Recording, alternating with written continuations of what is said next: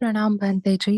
भंते जी, आपने एक बात कही थी काफ़ी सुंदर कि अ, जो एक पैसिव एग्रेशन माने ब्लॉक कर देना व्हाट्सएप पे या अन्य साधनों पे। तो मेरा इस चीज़ को लेकर ही सवाल है। सवाल ये है कि जैसे अमूमन जीवन में जो लोग कहीं किसी न किसी तरह से या तो आपको देखकर अपना मन दुखाते हैं या आप उनको देखकर अपना आपके जीवन में लगता है साधना में अवरोध पैदा हो रहा है या मन खराब हो रहा है, तो हम उससे थोड़ी दूरी बना लेते हैं।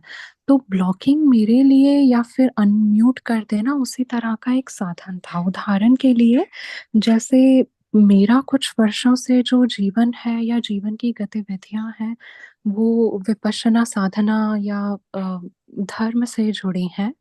तो मान लीजिए यदि मेरे कोई बहुत पुराने मित्र हैं जो जीवन का एक अलग दृष्टिकोण रखते हैं मटेरियलिज्म को लेकर, यदि मैंने कभी कोई स्टेटस डाला विपश्यना से रिलेटेड, तो फिर उनका कमेंट करना कि you are wasting your life या फिर एक मतलब अपना जो एक दृष्टिकोण है चार्वाक दर्शन वाला वो इम्पोज़ करना। और मान लीजिए काफ़ी समय तक इग्नोर करा, फिर मुझे लगा कि ये मेरा स्टेटस देखकर ट्रिगर हो रहे हैं, तो वो ट्रिगर ना हो उनको ब्लॉक किया और मन में मतलब बहुत बैठ के उनको मैत्री दी कि यदि मेरे कारण कोई भी कुछ भी उनको लगा हो तो उनका मंगल हो, कल्याण हो। एक ये उदाहरण, दूसरा ये कि हो सकता है एक जो अलग दृष्टिकोण में किसी ने मेरा स्टेटस देखा हो, मैं नहीं देखूँ लेकिन मान लीजिए कभी वो फ़ॉलो कर रहे हैं मुझे, तो उन्होंने यदि बोला कि अध्यात्म ये नहीं होता, अध्यात्म है तो आप सन्यास ही हो जाइए या कुछ भी। तो मान लीजिए 2-3 दफ़ा इग्नोर करा, फिर मुझे लगा ब्लॉक कर देना उचित है इसलिए क्योंकि कोई यदि मेरा जीवन शैली देखकर ट्रिगर हो रहा है, तो क्या ये मेरा धर्म नहीं है कि मैं उनको उस द्वेष या उस ट्रिगर से बचाऊँ? और फिर उनको बैठ के मैत्री दे दी क्योंकि सामने से मैं क्षमा माँग लिया, लेकिन फिर भी अगर वो कमेंट्स आ रहे हैं तो लगा कि नहीं, जैसे फ़िज़िकल लाइफ़ में लोग दूरी बनाते हैं ऐसे सोशल मीडिया में दूरी बना लेना चाहिए। तो यही पूछना था आपसे। शुक्रिया। See, that's a, you have two different perspectives है ना। मेरा जो बोलना था कि आप जो ब्लॉक कर रहे हैं, अब आप ब्लॉक कर रहे हैं मतलब आप किसी को देख के परेशान हो रहे हैं, उसके प्रति द्वेष है, उसके चलते आप ब्लॉक कर रहे हैं, है ना। आपको देख के कोई परेशान हो रहा है और उसको देख रहे क्या मेरा ये सब देख के उनको परेशान हो रहे, कमेंट हो रहे हैं, है ना, इसलिए मैं चलो मेरे स्टेटस से दिखेंगे होंगे तो परेशानी नहीं होंगी। तो ये दो अलग अलग पर्सपेक्टिव है, एक का फ्लो उधर से और दूसरे का फ्लो इधर से है ना।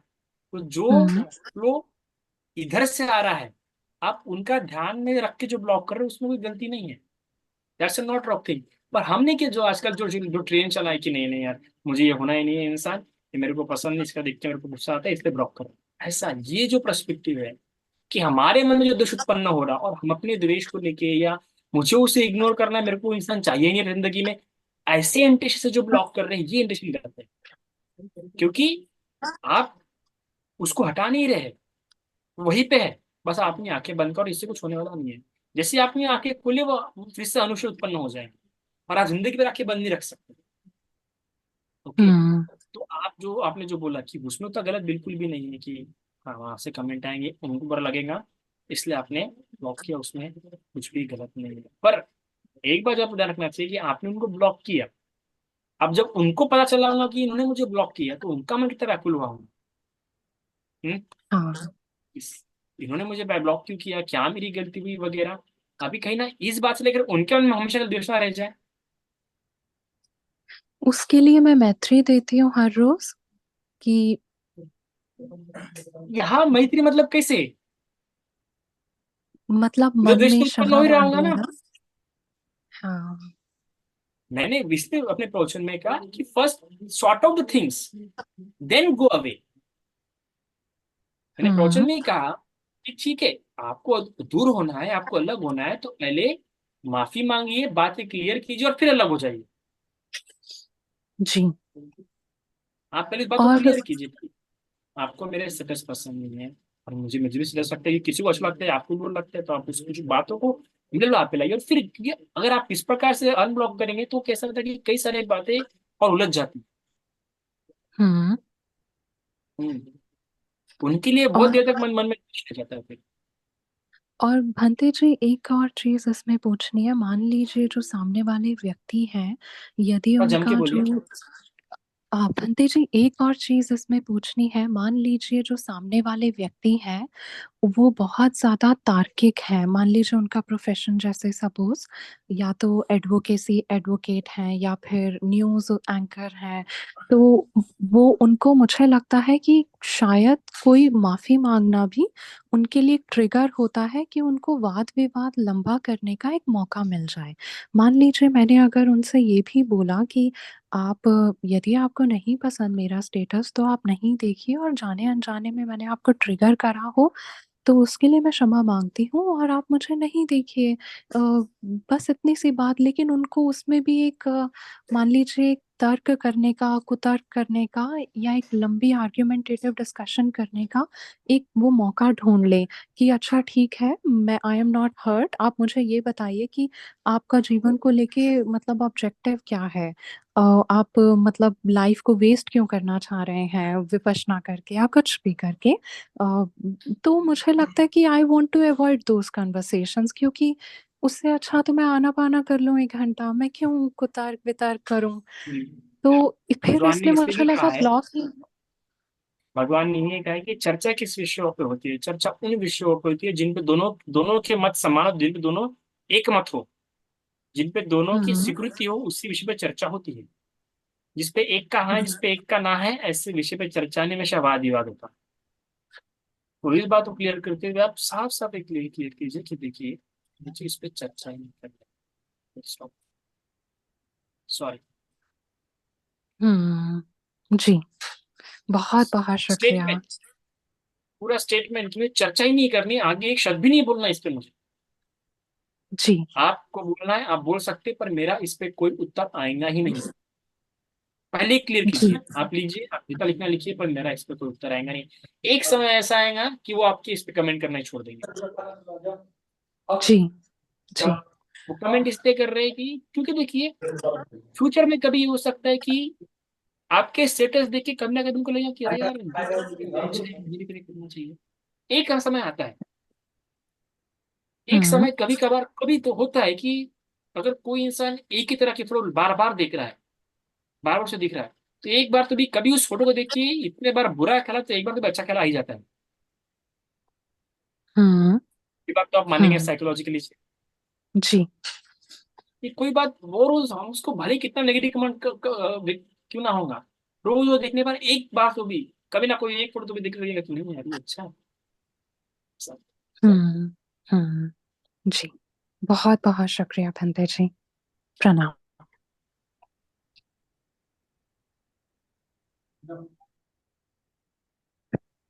वंदना आदरणीय भंते जी। भंते जी, मुझे ये पूछना था कि कभी कभी ऐसा होता है कि कुछ आगे वाला व्यक्ति माफी मांगता है, लेकिन हमें ऐसा लगता है कि वो बात बहुत बड़ी है। उसके सामने माफी तो मतलब बहुत छोटी है। और ऐसा भी लगता है कि वो आगे वाला पर्सन रियलाइज करके नहीं बोल रहा है, माफी नहीं मांग रहा है, क्योंकि उसके पहले ऐसी बहुत सारी चीजें हो जाती है कि हम आगे वाले को वैसा जज कर सकते हैं, क्योंकि बहुत सारी बात एक्शन में नहीं दिखती है वो चीजें। तो फिर यदि हम आगे वाले को माफ नहीं कर रहे हैं तो वो सही है या गलत है? देखिए, माफी मांगने वाला समाज में बहुत बड़ा माना जाता है, माफी माफ करने वाला, क्योंकि नुकसान उसको हुआ है ना। हम्म। क्या माफी मांग रहा है वो तो हम्म। निकल जाएगा माफी मांग के, और जो माफ कर रहा है उसको तो नुकसान हो गया ना। किसी ने अपना बेटा खोया, किसी ने अपनी इज्जत खोई, किसी ने क्या क्या कुछ नहीं, कितना कुछ नहीं खोया, तो उसको तो माफ करना बहुत कठिन है। पर इसलिए तो उसको बड़ा माना गया ना, उसका त्याग बड़ा है। उसको सारी बातें भूलनी पड़ेंगी, त्याग नहीं होंगी। वो वहां पे वो सब त्याग नहीं पा रहा, इसलिए माफ नहीं कर पाए। उसमें त्याग की कमी, अच्छा। उसको त्याग बढ़ाना। और दूसरी बात कि कई बार देखते हैं कि हमारी इंसान इंसान बार बार गलती कर रहा है, बार बार गलती कर रहा है, तो माफी भी मांग रहा है ना, सुधारना चाहता है। तो कुछ कुछ बातें क्या होती है, बिहेवियरली होती है। उसके बिहेवियर जुड़े होने के कारण वो चेंज नहीं कर पा रहा, और उसमें गलती से शराबी, वो पता है, हम्म। शराबी कई सारे शराबी शराब में बहुत पछताते हैं, वो तमाशा तो पता सुधरना चाहते हैं, उन्हें नहीं सुधर पा रहे, क्योंकि उनको ऐसा कल्याण मित्रता नहीं मिल पा रहा है, सपोर्ट नहीं मिल पा रहा है, ऐसा वातावरण नहीं मिल पा रहा है, ऐसा दुख है, या कोई अंदर इमोशनली सबकॉन्शियसली प्रॉब्लम है, सुधरना चाहते हैं, और उनके बिहेवियर के कारण। जैसे मेरे भी एक मित्र है, अच्छा यहाँ पे एक मेरा काफी एक अच्छा मित्र है, हमेशा गलती करते रहता है और बोलता है कि सुधरना है, गलती ना पछताता भी, सुधरना है, चेंज होना है, चेंज होना है, पर नहीं चेंज हो पा रहा। पर इच्छा है चेंज होने की, और कभी ना कभी होगा, बड़े 10 साल बाद होगा, पर होगा। तो तुमने कहा कि उसमें चेतना है,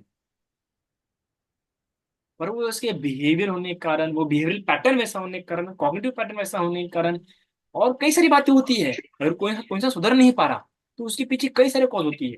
ऐसा नहीं कि हाँ मैं सुधरना, एक दिन सुधर जाऊंगा, ऐसा तो बाप रे बाप, दुनिया में कोई शराबी नहीं पीता, ये बात तो समझिए ना। सुधरना इतना आसान नहीं है।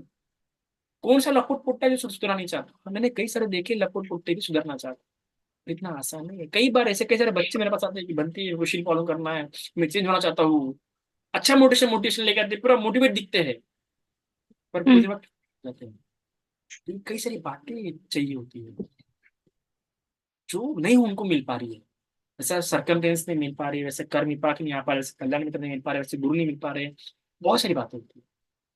पर इंपॉर्टेंट है कि वो माफी मांग रहा है ना। भले ही वो, कुछ कुछ लोग होते हैं वो चालाक कनिंग लोग, जिससे जो बहुत कनिंग लोग होते हैं, जो झूठे इंसान होते हैं, वो तो माफी भी क्या करेंगे, कुछ फायदा निकालने के लिए मांगेंगे। जो सच्चे लोग होते हैं उनका माफी मांगना बहुत बहुत बहुत बड़ा होता है, क्योंकि मैंने देखा है लोग, और मैं खुद इनमें से, मैंने बहुत गलतियां की जिंदगी में, बहुत ज्यादा खतरनाक खतरनाक गलती की है, पर मैं यहाँ पे भी लोगों ने मुझे माफ किया, उन्होंने मेरी गलती समझ के लिया और मुझे लेके चला बच्चे समझ। कई सारे मेरे उपासिकाओं ने मुझे समझ के लिया, मेरी गलतियां माफ की, और मैं उस कारण वजह से यहाँ पे हूं, है ना। तो माफ कीजिए, वो नहीं सुधर पा रहा है, उसमें चेंज नहीं हो पा रहे हैं, तो कहीं ना कहीं कुछ कॉज होगा, हर एक चीज से कोई ना कोई कॉज होता है। और अगर आपको सी गलती लग रही है कि ये गलती छोटी है जो मैं माफ नहीं है, तो कहीं ना कहीं आप में कुछ ना कुछ गड़बड़ है। आप वो बात नहीं देख पा रहे जो बात देखनी चाहिए थी, आपसे वो त्याग नहीं हो जो त्याग करना चाहिए था। ठीक है।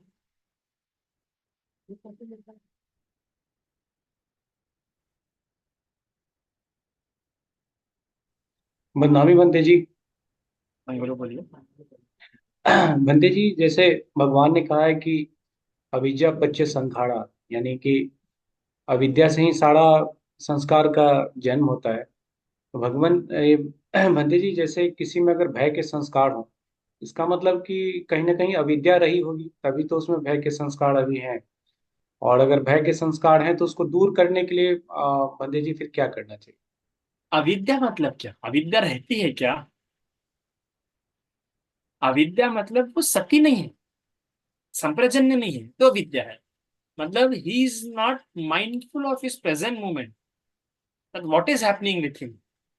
जी okay, are you getting my point, कि वो किसी की समझ जाओ, ये विचार है, भविष्य जी का विचार कब कर रहे हैं आप? वर्तमान में। जी। अतीत का विचार कब कर रहे हैं? वर्तमान वर्तमान। में। वर्तमान का विचार कब कर रहे हैं? कर ही नहीं वर्तमान। है। वर्तमान अच्छा। अज्ञान में जा रहा है, वर्तमान पे ध्यान नहीं है। ध्यान ना होना मतलब अविद्या है। जी उसके प्रति ज्ञान ना होना मतलब क्या है? अविद्या। जो आप एक्शन कर रहे हैं, जो आप मूवमेंट हो रही है, लाइक आपको अभी भय लग रहा है, आप जानते हैं मुझे भय क्यों उत्पन्न हो रहा है, आप भय गए, डर गए, पर आप उसके डेप्थ पे नहीं जा रहे कि मुझे भय जी क्यों लग रहा है। आप डेप्थ में जाते रहेंगे तो वो डर भी आपका क्या हो जाएगा, समाप्त हो जाएगा।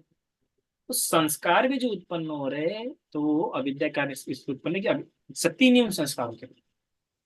जहां पे सत्य नहीं है वहीं पे क्या है, संस्कारों का आक्रमण है, संस्कारों का बनना बिगड़ना है। जहां सत्य है वहां संस्कार बनते नहीं, एक्शन वहां भी है। जी संस्कार मतलब क्या? एक्शन, प्रतिक्रिया, रिएक्शन बोल सकते हैं। एक्शन जी reaction, they are all the sankharas. कर्म मतलब संखारा, एक्शन रिएक्शन मतलब ये सब क्या है, सब संखारा है। तो जी सत्य रहेंगी, ज्ञान रहेगा, सत्य के साथ करोगे तो भी एक्शन है, जी अविद्या के साथ करोगे तो भी एक्शन। पर फर्क क्या रहेगा, अविद्या के साथ अगर कोई एक्शन करते हो तो संस्कार बन जाए, हैबिट बन सकती है, या भविष्य में देने वाला कर्म बन सकता है। पर जी सत्य के साथ करोगे तो क्या होगा, वो कर्म देने के लिए उतना स्ट्रांग नहीं बने। जैसे कि हैबिट्स जो, जैसे कि आप रोज टहलने जाते हैं तो आदत गिर गई जी है, सदी के साथ नहीं करते आप, तो एक दिन नहीं जाओ तो कैसा हो जाएगा, मन व्याकुल हो जाएगा, अरे यार आज नहीं जी गया। जी ये, और अगर रोज सती के साथ एक्शन करते हो तो मन व्याकुल नहीं होगा। तो जो काम आपने बिना सती से किए हो वो हमेशा अगर नहीं करते हो या ज्यादा करते हो या कम करते हो तो व्याकुल तो उत्पन्न करेंगे, पर जो काम सती के साथ किए हो आपने व्याकुल उत्पन्न नहीं करेंगे, कि आपको ज्ञान था उस बात का, जी है जी। ना। बनते जी, सिखाना अगर पड़ा। पहले से अगर कोई संस्कार बना हुआ है अविद्या के कारण, उसको कैसे नष्ट करना है, उसको कैसे खत्म करना है? देखो, तो पहले से संस्कार, और सिर्फ संस्कार नहीं, यहाँ पे संज्ञा भी याद रखना। जी जी जी वहां पे सिर्फ संस्कार नहीं है, संज्ञा भी है। तो आपको संस्कार अगर वो हटा देना हमेशा के लिए, जी तो आपको संज्ञा बदलनी पड़ेगी। कि वो क्या संज्ञा बनी, सबसे पहले जानना है आपको कि संज्ञा कौन सी है। जो मेरा संस्कार जो उत्पन्न हो रहा है, भय का संस्कार है या कोई भी है, तो मेरी संज्ञा कौन सी बनी है यहाँ पे, पहले वो जानो। काम संज्ञा है, राग संज्ञा है, पटी की संज्ञा, जो संज्ञा जानना पड़ेगा, तभी अब वो संस्कार हमेशा के लिए हटा पाओगे। वरना वो संस्कार कैसा बार बार उत्पन्न होता रहेगा। सत्य के साथ जी संस्कार को देख रहे हो, शांत हो जाएगा, पर भविष्य में फिर से संस्कार उत्पन्न होगा। तो कई सारे लोग कम्युनिकेट करते हैं ना कि बनते जी ये बार बार उत्पन्न हो जाता है बार बार, तो ये बार बार उत्पन्न क्यों हो रहा है? बार बार इसलिए उत्पन्न हो रहा है कि संज्ञा नहीं बदली है। संस्कार को देखना सीख लिए पर संज्ञा बदले नहीं है। तो इसलिए बार बार, अगर आप पेशा सूत्र पढ़ते होंगे पाली में, तो भगवान ने बार बार बोला है विराग संज्ञा, निरोध संज्ञा, ये संज्ञा बनानी पड़ती है इंसान को, है जी ना। जी हम क्या करते हैं कि हम देखते हैं विपश्यना में कि ये अनित्य है, अनात्म है, दुख है, तो हम ये क्या कर रहे हैं? ये सिर्फ देख नहीं रहे, तो हमारी संज्ञा भी वैसी बना रहे हैं, ताकि आगे जाके इसको लेके जो संस्कार हमने बना के रखे वो भी सब निर्भर हो जाए। कई बार क्या जी हो जाता है कि आप देखो, एक अगर आप एक एग्जाम्पल देखेंगे तो क्या हो जाता है, जब आप नए नए, आप कोई विपश्यना कोर्स किया है क्या? जी जी, 10 दिन वाला कोर्स किया है बनते जी। तो जी जो शुरुआत में बैठे होंगे तो पैर कैसा आधे घंटे दुखना शुरू हो जाता होगा। हाँ, बिल्कुल बिल्कुल बनते जी। फिर जैसे जैसे बढ़ता गया फिर 1 घंटे दुखना शुरू होता होगा। जी जी जी। तो इसमें अब तो क्या हुआ है? जी। आपको लगता है क्या हुआ है इसमें? पहले आधे घंटे दुखता था, अभी 1 घंटे में दुखता है, हुआ क्या है, क्या चेंजेस हुए? अब उसी को आदमी उसको एंजॉय करने लगा, या फिर जो मोमेंट था उसी को मतलब वो अब पेनफुल नहीं रहा, जो पहले दर्द होता रियली? था। जो पेन आधे घंटे में होता था वो पेन 1 घंटे में हो रहा है। तब पहले आधे जी घंटे में सहन नहीं होता था, अभी 1 घंटे में सहन नहीं हो रहा है। जी क्या जी बदला, कुछ बदला? जी पेन वही है, बस जी पैन आगे आगे बढ़ गया। पहले एक समय था कि वही पेन आधे घंटे में सहन नहीं होता था, अभी 1 घंटे में सहन नहीं होगा। जी। आखिर में वही बात है, पेन सहन हो ही नहीं रहा। बस अच्छा। बॉडी का क्या हो गया, बॉडी का जो फिजिकल हार्मोनल चेंजेस है वो चेंज शिफ्ट हो गया, बाकी कुछ चेंज हम अनित्य तो काल में सीखे नहीं दरअसल। उस पूरी प्रक्रिया में बॉडी ने अच्छा। अडॉप्ट कर लिया सबकॉन्शियसली, हम अनित्य दुख अनात्मा नहीं सीखे। बस हमारी बॉडी अडेप्ट हो गई क्योंकि हमारी संज्ञा चेंज नहीं हुई, इसलिए वो 1 घंटा होने पर भी दुख रहा है।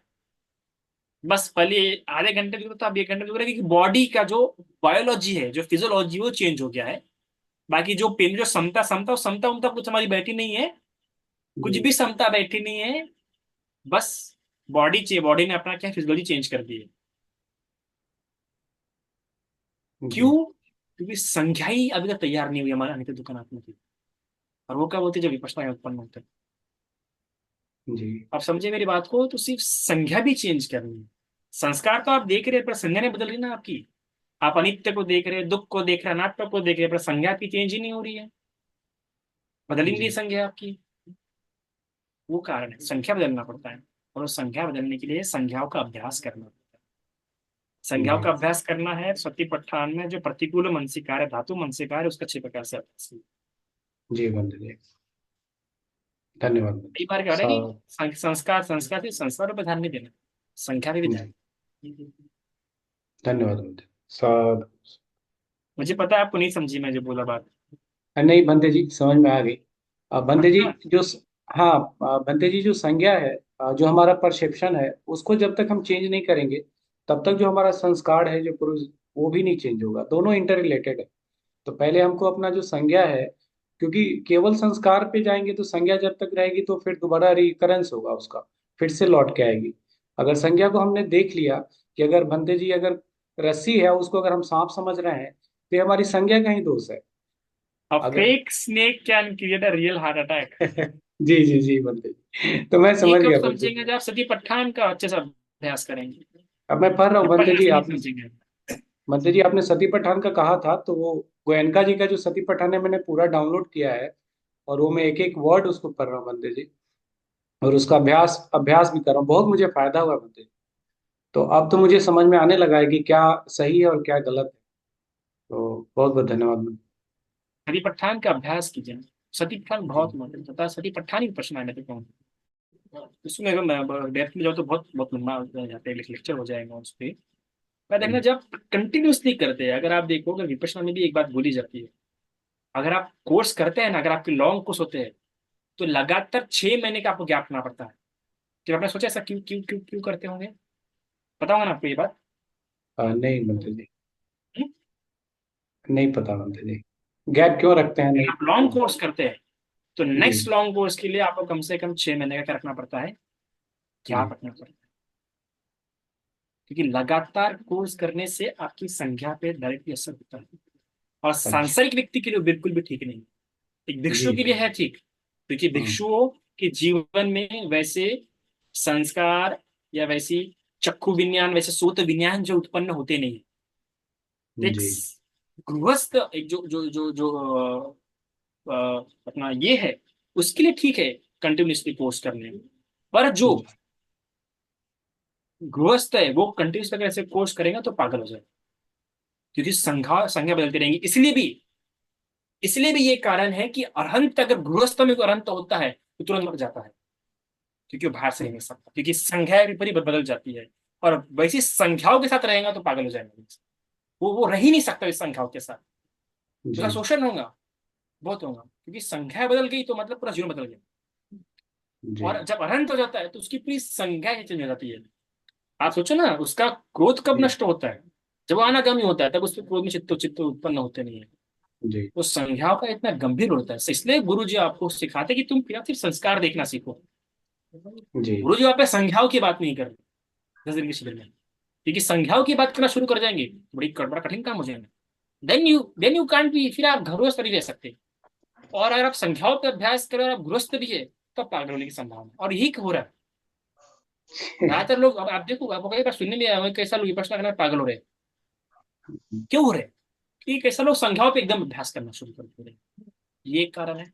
उसके बाद जब मेरा भी जो कोर्स हुआ था, जो मैंने भी 10-12-15 दिन के जो कोर्स में गया था, वहां पे मैंने एक बात का, सती पठान में जो अगर आप कायानुपश्यना ही करते तो कायानुपश्यना में आता है प्रतिकूल मानसिकार।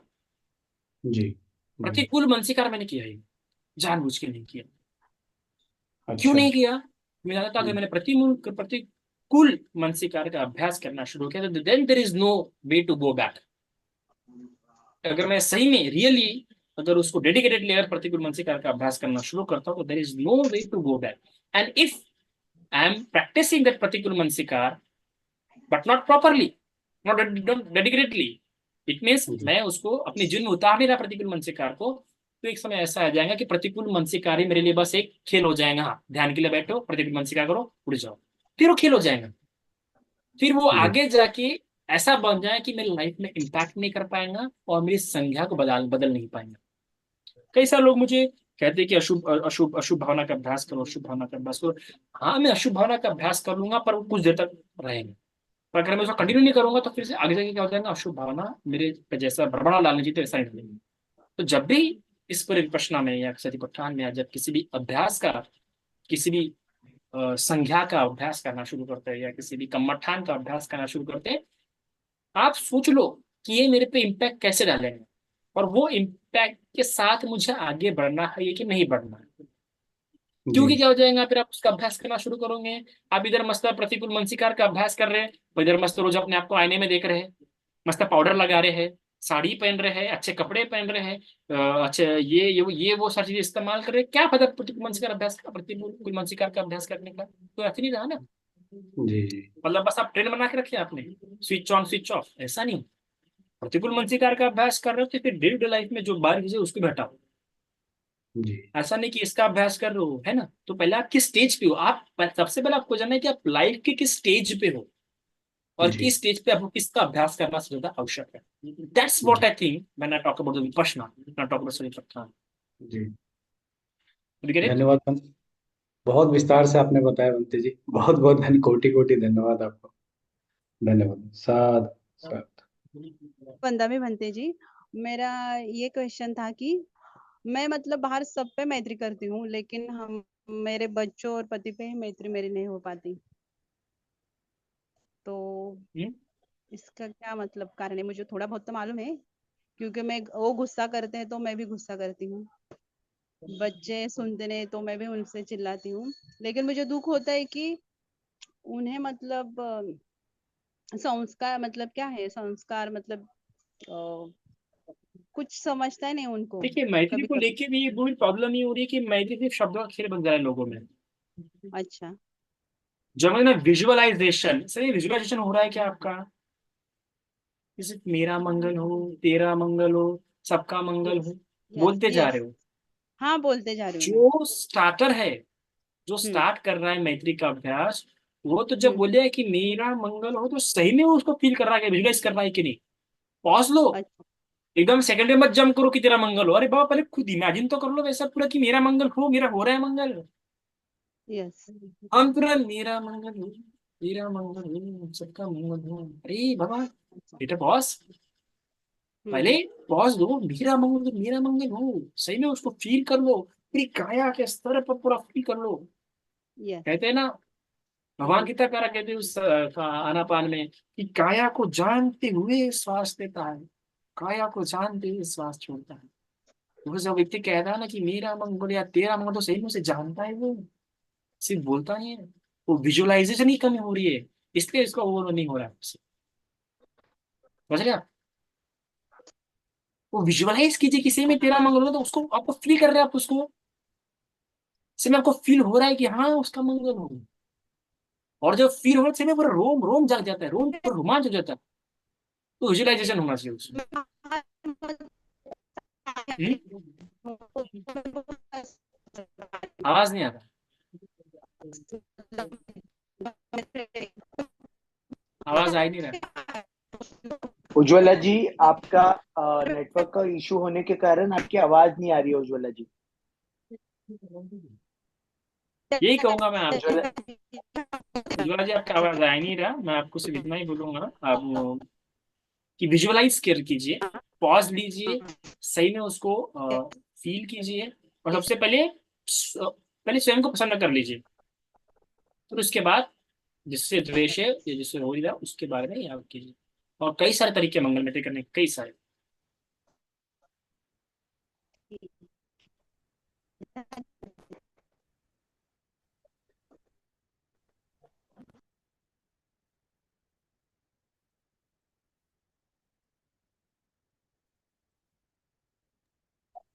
शुभम जी अपना माइक अनम्यूट कीजिए प्लीज। वंदा में भंते जी, भंते जी मतलब स्वयं को कैसे माफ किया जाए? मतलब इसकी कुछ प्रक्रिया है क्या? मतलब सपोज एक कोई कर्म है तो हर वक्त ध्यान करते समय वो उभर के आता है कि ये मुझे नहीं करना चाहिए था, तो ऐसा भाव आता स्वयं है कि को खुद माफ को फिर कीजिए। नहीं है प्रक्रिया उसकी कुछ। स्वयं को नहीं, वो कर्मों के प्रति सचेत रहता है। स्वयं समान कोई इकाई होती नहीं ना बुद्धिज्म में। जो वो करता है ना, तो वो अपने कर्म को देखता है कि मेरे द्वारा कौन सा कर्म हो। समझ रहे आप। हाँ, तो उस कर्म का प्रभाव कैसे कम करे मन पे जो बैठ गया है वो कर्म, तो उसका प्रभाव कैसे कम करे, क्या करे उसके लिए? उसमें से पांच जो पहले जो वितक्त संतान में जो पांच तरीके बताए, कौन सा है? द्वेष वाला ही कौन सा वाला है? द्वेष, हाँ, द्वेष वाला ही, गुस्सा गुस्सा, द्वेष ही समझिए। हम्म, मतलब किसी व्यक्ति पे हाथ उठा देना वो एक कर्म बन गया है कि क्यों उठा दिया मैंने ऐसा। तो वो हर बार आता है ध्यान करते समय या फिर ऐसा उस कोई व्यक्ति पुण्य से कर्म जाके कर। बात कीजिए अच्छे से। हाँ, अच्छा उस अच्छा। व्यक्ति से जाके बात कीजिए, आराम से बैठिए। अच्छा।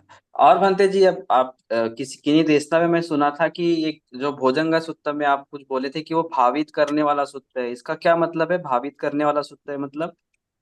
भगवान के धर्म अलग अलग इससे विभाजित है। भावी तब्बंग, सच्चिका तब्बंग, साक्षात्कार करने योग्य, भावना करने योग्य। भावना करना मतलब उसको बढ़ाना पड़ता है, प्रैक्टिस करना पड़ता है उसकी। वो सिर्फ ऐसे ऋषि से आगे नहीं बढ़ता है, वो आपको उसको बढ़ाना पड़ता है। प्रैक्टिस और प्रैक्टिस ही। भावी तक के लिए कोई प्रॉपर शब्द है नहीं, इसलिए पता है इंग्लिश में डेवलप, प्रैक्टिस, ऐसे ये दो शब्द अगर कलेक्टिवली बोलेंगे आप। प्रैक्टिस करनी पड़ेगी और बढ़ाना पड़ेगा उसको आपको। आपका वीर्य बढ़ाना पड़ेगा, स्मृति बढ़ानी पड़ेगी आपको। आपको बस जानना पड़ेगा कि आप में क्या है, फिर उसके सहारे के थ्रू आपको सब बढ़ाना पड़ता है ये जो है अपने अंदर। और वो मतलब कब भंते बढ़ता जी है जब सपोज। आपकी कायानुपश्यना, जब आपकी कायानुपश्यना, वेदनानुपश्यना, चित्तानुपश्यना अच्छी हो जाती है, आप निवरणों को देखना सीख जाते हैं, आयतनों को देखना सीख जाते हैं, स्कंदों को देखना सीख जाते हैं, तब जाके फिर आपको बढ़ना शुरू होता है। नहीं तो तो कम मतलब से किसी कम का आप। अगर, हाँ। भंते जी अगर सपोज कोई रोगी दिखता है, उसमें अगर करुणा आती है कि उसमें भोजन का सूत्र केवल श्रद्धा युक्त चित्त से अगर करे तो उसका मतलब नहीं रह जाता क्या? फिर अगर सपोज उतनी पहिया है ही नहीं हमारी कि उतना भावित कर पा रहे सातों भोजंगों को, तो केवल श्रद्धा के बल पर, जैसा परित्राण में भी इसका पाठ किया जाता है कि सारे रोग मतलब दूर हो, तो करुणा श्रद्धा के बल पे इस सूक्त का पठन नहीं कर सकते क्या कि उससे धम्म बल मिले इस पठन से? केवल श्रद्धा के बल पर अगर उतनी पहिया नहीं है हमारी कि सातों मैं भोजंगों को कमेंट नहीं नहीं समझ। करूंगा, हाँ जी। इस पे कमेंट नहीं करूंगा मैं, क्योंकि इसके दो ऐसे पहलू है इसमें। तो इसलिए और मैं एक लगता है इस पे नहीं बोलूँ तो अच्छा रहेगा। तो फिर मैं मेरे हिसाब से श्रद्धा के बल पे मैं समझ लूं ऐसा? आप बस मत बिल्कुल। कीजिए। जी जी जी। जी धन्यवाद। धन्यवाद साधु।